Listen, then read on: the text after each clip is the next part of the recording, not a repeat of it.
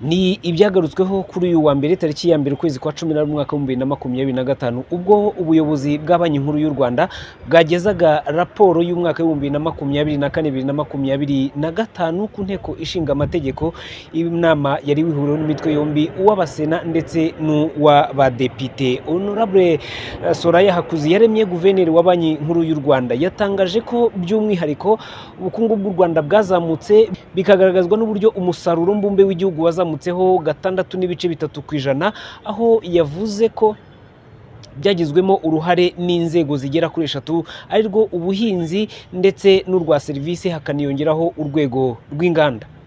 Ubukungu bw'u Rwanda mu mwaka w'ingengo y'imari twashoje bwiyongereyeho ku kigero gishimishije, butera imbere aho umusaruro mbumbe wazamutseho ikigero cya 6.3%.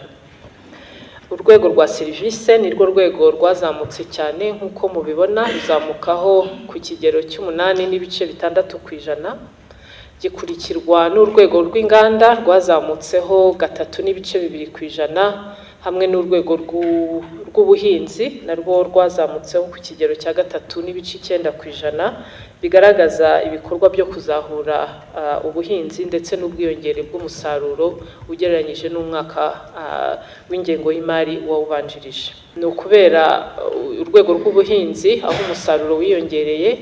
Hari kandi nuko ibyo dutumiza mu mahanga, kubera ko ifaranga ryacu turaza kubibona ritataye agaciro cyane nk'uko imyaka ishize ryari ryarataye agaciro ugereranyije n'idolari ry'Amerika.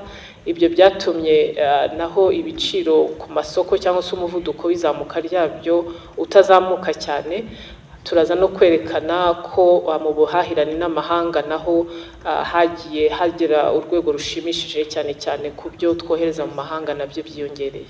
Soraya Hakuziyaremye kandi atangaza ko ifaranga ry'u Rwanda ugereranije n'idolari ryatakaje agaciro ku kigero kiri hejuru y'9% muri mwaka w'ingengo y'imari wa 2024-2025. Gusa akavuga ko ari byiza kubera yuko mu mwaka wa 2023-2024 ifaranga ry'u Rwanda ugereranije n'idolari ryari ryatakaje agaciro ku kigero cya 12.2%, aho agaruka ku mpamvu zateye iri zamuka. Yerekeranye n'agaciro k'ifaranga ry'u Rwanda, umwaka w'ingengo y'imari 2024-2025 tugereranyije n'idolari ry'Amerika, ifaranga ry'u Rwanda ryataye agaciro ku kigero cy'9.7%, ariko iki ni ikigero gitoya ugereranyije n'uko ifaranga ryari ryarataye agaciro mu mwaka w'ingengo y'imari wawubanjirije 2023-2024. Kandi iyo tunareba no ku isoko uko ifaranga ry'u Rwanda rihagaze ugereranyije n'idolari ry'Amerika, kuva mu kwezi kwa mbere kugeza mu kwezi kwa 9, tubona ko igitutu cyari ku gaciro k'ifaranga ry'u Rwanda cyagabanutse, kuko ubu depreciation cyangwa agaciro k'ifaranga ugereranyije n'idolari biri kuri 4.2%. Tukaba twizeye ko uyu mwaka tuzawurangiza uko ifaranga ryataga agaciro mu myaka ishize byaragabanutse.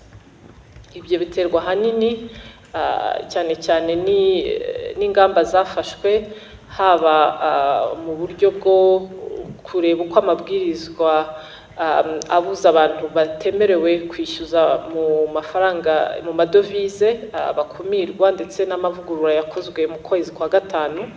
Ikindi nuko no ku masoko mpuzamahanga hagiye hagaragara idolari ry'Amerika rigenda ritakaza agaciro ugereranyije n'ayandi madovize akomeye ku isi, cyane cyane kubera inyungu ya Banki Nkuru y'Amerika, Federal Reserve, nayo yagiye imanuka muri uyu mwaka wa 2025. Teddy Kaberuka ni impuguke mu bukungu, aganira na BTN TV, aragaruka ku cyo ibi bivuze kuba ifaranga ry'igihugu ryaratakaje agaciro kuri iki kigero. Ingaruka zigira za mbere ni ibiciro ku masoko gukomeza kuzamuka. Yego, kubera ko ikiguzi cyo gutumiza ibintu hanze kiba gihenze, bituma rero bigera mu gihugu bihenze, igiciro kikazamuka ku masoko, abaturage bakarushaho navuga gukena. iyo bagura bahenzwe ni ukuvuga ngo baba bakennye, ubushobozi bwabo buba bwagabanutse. yego, uwashoboraga kurya kabiri bigeraho bikamunanira kubera ko ibiciro byazamutse. uwoherezaga umwana ku ishuri azageraho bimunanire. yego, ese ubuzima burushaho kuzahara kubera ko ibiciro biba byazamutse ku masoko. Ndibarushimuhwe Bihoyiki Keve Christian, iyi ni BTN TV, ni mu mujyi wa Kigali.